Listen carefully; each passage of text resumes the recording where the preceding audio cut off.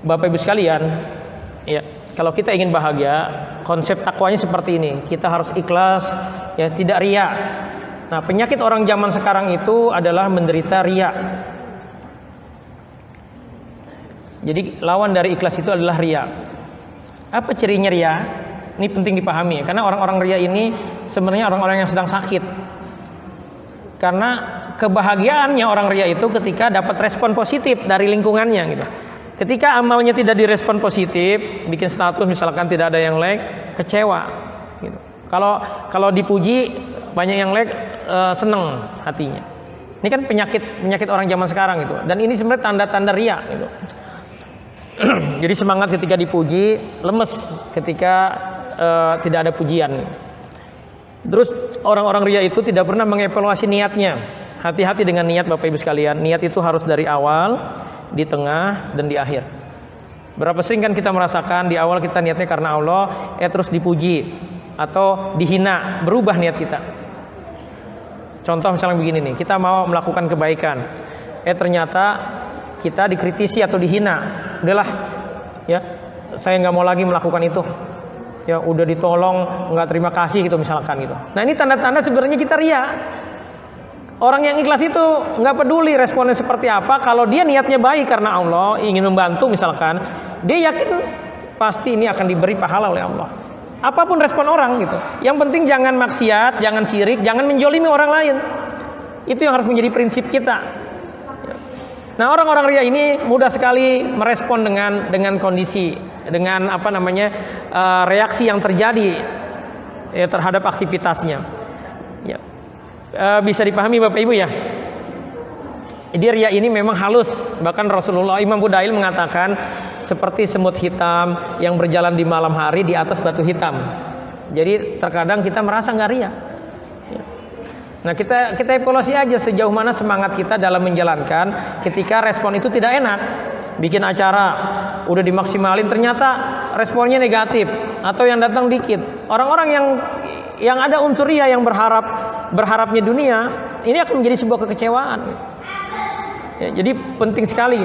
Karena gini, orang riya itu sulit untuk bisa bahagia. Kenapa? Karena kesenangan hatinya, kebahagiaannya ditaruh di atas respon orang lain. Padahal kita tahu respon orang lain itu tidak bisa kita kendalikan. Dan hidupnya pasti tersiksa. Ya. Dan sekali lagi ini penyakit jiwa ya. Di orang zaman sekarang, di era sosmed, ini kalau tidak hati-hati akan sulit kita untuk bisa menghindari ini gitu. Jadi pentingnya kita selalu mengevaluasi niat kita di awal, di tengah, dan di akhir gitu. Ya.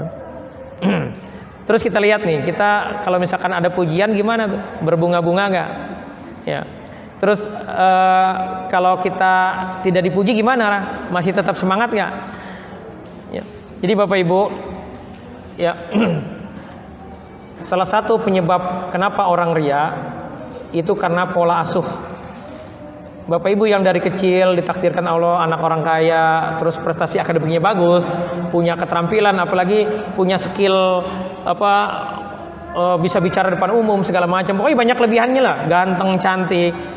Ini ketika dia tidak punya keimanan yang kuat, ya, keikhlasan kepada Allah, itu cenderungnya akan ada ujub di hatinya. Ujub inilah penyebab kenapa kita sulit untuk ikhlas, kenapa kita jadi mudah riya. Ujub itu artinya takjub terhadap dirinya. Dia nggak ngomong, tapi hatinya lah yang mengatakan bahwa kamu hebat, kamu keren, segala macam. Dan ini kalau tidak dievaluasi, ini yang menyebabkan akhirnya kita terjerumus kepada riya. Kenapa?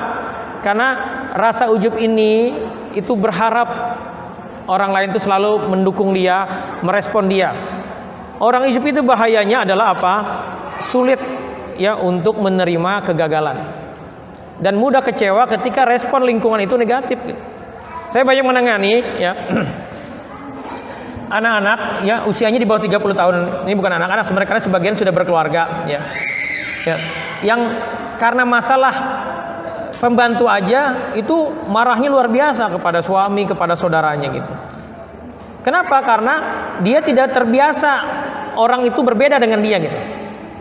Karena dari kecil pola pendidikannya adalah pola asuhnya pola yang selalu memanjakan, mendukung semua keinginan anaknya.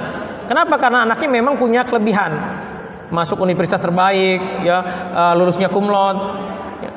Dan akhirnya menjadi ujian ketika ternyata setelah berumah tangga, punya anak, harus ngurus anak, itu mengurangi aktivitas dia dalam bekerja, dalam berbisnis, dan ternyata pembantunya itu tidak sesuai dengan yang dia mau.